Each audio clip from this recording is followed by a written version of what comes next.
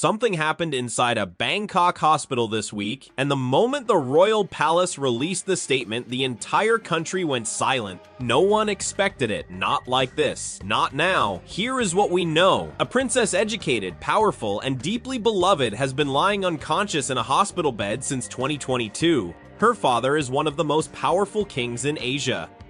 Her country has been praying for her for years, and for a very long time, the palace said almost nothing. But now they're talking, and what they just revealed raises more questions than it answers. Why did a perfectly healthy 44-year-old woman collapse without warning during a perfectly normal evening?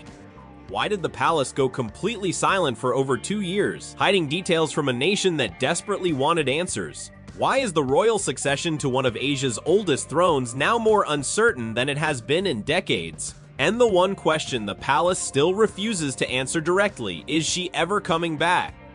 Stay with this, because this story goes far deeper than a royal health update. It touches power silence, a nation's soul, and one extraordinary woman whose life was interrupted in a single terrifying moment. Before we get to what just happened, you need to understand who she really is. Because if you think this is just a story about a princess, you are already missing the point. Her name is Princess Bajrakitiyabha. She is the eldest daughter of King Maha Vajiralongkorn Rama X, the reigning monarch of Thailand and one of the wealthiest royals on earth. But she was never the kind of royal who lived for ceremonies and crowns. She earned a law degree in Thailand. Then she crossed the ocean and earned a PhD from the University of Chicago, one of the most demanding legal programs in the world. She became Thailand's ambassador to Austria. She walked into the United Nations and spoke about something most powerful people avoid entirely: the rights of women trapped behind prison walls. And her work changed international law. In 2010, the United Nations adopted a global set of rules for the humane treatment of incarcerated women. Those rules are formally known as the Bangkok Rules. Her voice helped write them. Her name is tied to them forever. She was 44 years old, unmarried, no children. She had given everything to her work, her country, and causes far bigger than herself, and then, quietly, without warning, one December evening took everything from her. It wasn't a public accident, it wasn't a dramatic scene that played out on a world stage. It was private, almost ordinary, which somehow makes it more unsettling. Princess was at a military dog training ground in Nakhon Ratchasima, a province outside Bangkok. Dogs were one of her personal passions. Training with them was her way of stepping outside the formality of royal life. It was hers, something real and human. That evening, the 14th of December 2022, she collapsed. No warning, no dramatic build-up. She simply lost consciousness. She was rushed by air to King Chulalongkorn Memorial Hospital in Bangkok. Doctors worked through the night. Days later, the palace released a careful statement. Severe heart arrhythmia. Her heart had fallen into a dangerous, irregular rhythm. The cause: inflammation, triggered by a mycoplasma bacterial infection that had been silently spreading through her body without anyone knowing. She remained unconscious, and then the palace went quiet. What happened outside that Bangkok hospital in the days and weeks that followed was unlike anything in recent memory. People came quietly, constantly, flowers, candles, portraits. People kneeling on a sidewalk, praying, not because anyone ordered them to, but because they genuinely loved her. She had represented something hopeful. A future where Thailand's oldest traditions could meet a modern, compassionate world. And now she was behind a closed hospital door, surrounded by machines. Thailand's royal protection laws are strict. You cannot publicly criticize the monarchy. So the grief had to live in silence, in candlelit vigils and temple prayers and private messages sent between people who couldn't say what they truly felt. But underneath all of it, a question was spreading carefully, quietly. What happens to Thailand if she doesn't wake up? Because here is what most people outside Thailand don't realize. King Rama X has never officially named a successor. He is in his 70s.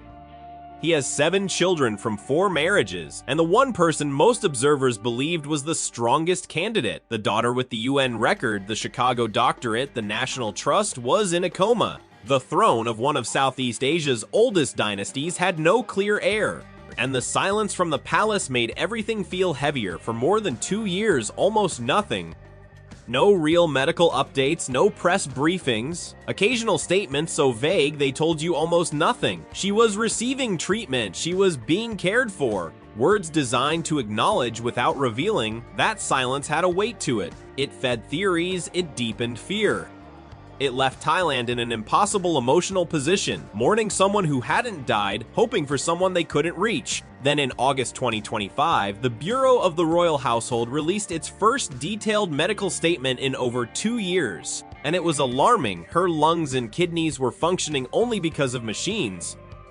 On the 9th of August, doctors had discovered a severe infection in her bloodstream, sepsis. The kind of infection that overwhelms the body from the inside. She needed multiple antibiotics at once, dialysis for her kidneys, constant medication just to stop her blood pressure from collapsing. The world feared the worst. Then, 3 weeks later, a second statement. The infection had shown improvement. Blood pressure was stabilizing. Some of the most aggressive medications were being pulled back. It wasn't recovery, but it wasn't the end either. Thailand exhaled, just barely. And then came this week, May 21st, 2026, the Royal Palace released a new statement, and the words landed like a cold weight on everyone who read them. Since April 2026, doctors had found a new infection, this time in her abdomen. Inflammation of the large intestine, her blood pressure dropped again. Her heartbeat became dangerously irregular. Physicians were struggling to contain it. She is 47 years old now. She has been unconscious for over 3.5 years. The infections keep coming, in waves, each one harder to fight than the last, attacking different organs each time they return. There is no image released, no hopeful update tucked between the hard facts, no whisper of a recovery.